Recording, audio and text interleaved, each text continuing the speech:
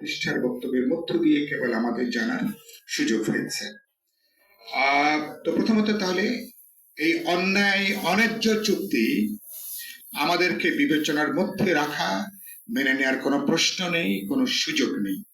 এটা আজকে আমরা হয়তো এখানে একটা মত বিনিময় সভা আলোচনা করলো, আমি বিশ্বাস করি এটা বাংলাদেশের দেশপ্রেমী, বাংলাদেশের স্বাধীনতার সার্বভৌমত্ব বিশ্বাসী, জাতীয় নিরাপত্তার ব্যাপারে সংবেদনশীল 18 কোটি মানুষের একই ধরনের বক্তব্য হবে।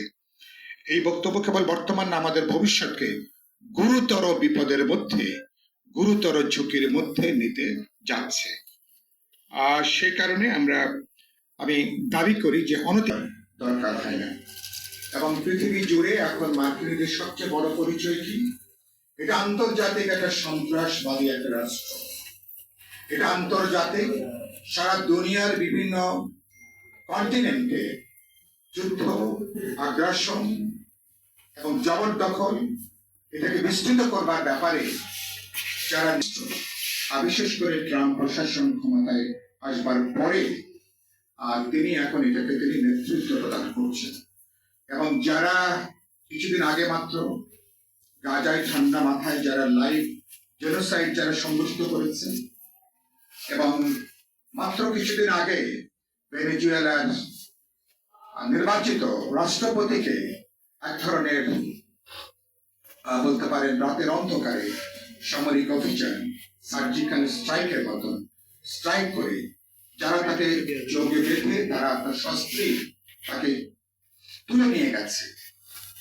আর সেই মার্কিন যুক্তরাষ্ট্রের সাথে এই বাণিজ্য চুক্তি, এবং ইরানে আপনারা দেখেছেন, ইরানে যারা ইসরায়েল, আমি ইসরায়েলকে বলি প্রধানত মার্কিন যুক্তরাষ্ট্রের একটা মিলিটারি আউটপোস্ট, একটা সামরিক আউটপোস্ট হিসাবে মধ্যপ্রাচ্যে ইসরায়েলের সেখানে দান করানো হয়েছে।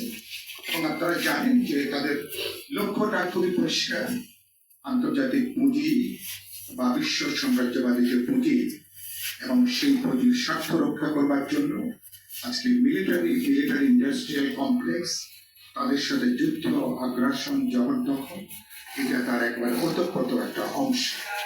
ফলে গোটা তারা একদিকে যেমন আফ্রিকাকে, ল্যাটিন আমেরিকাকে তারা নতুনভাবে তারা দখলদারিত্ব কায়েম করবার একটা তৎপরতা দেখি নানাভাবে, গোটা আরব দুনিয়াকে তার মানচিত্র পরিবর্তন করবার জন্য বাস্তবে তারা ইরান, যারা আরব দুনিয়ার মধ্যে একমাত্র এখন প্রতিবাদী বা প্রতিরোধের শক্তি দাঁড়িয়েছে এই মার্কিন এবং ইসরায়েলি এই অশুভ চক্রের বিরুদ্ধে, তাদেরকে তারা বিনাশ করবার জন্য তাদের যে অন্যায় যুদ্ধ সেখানে তারা যেটা করছে। এবং গত রাত্রে সারা দুনিয়ার কোটি কোটি মানুষের ঘুম হয়নি। গতকাল ছিল ইরানের হাজারো বছরের সভ্যতাকে ধ্বংস করে দেওয়ার একটা হুঙ্কার ট্রাম্প দিয়েছিলেন। এবং শুনেছেন অনেকের আশঙ্কা ছিল ইরানের এই উন্মাদ, এই মানসিক বিকারগ্রস্ত এই ট্রাম্প নামের যে রাষ্ট্রপতি, তিনি এখন দায়িত্বে আছেন, তিনি সেখানে পারমাণবিক বোমা নিক্ষেপ করেন কিনা এই উদ্বেগে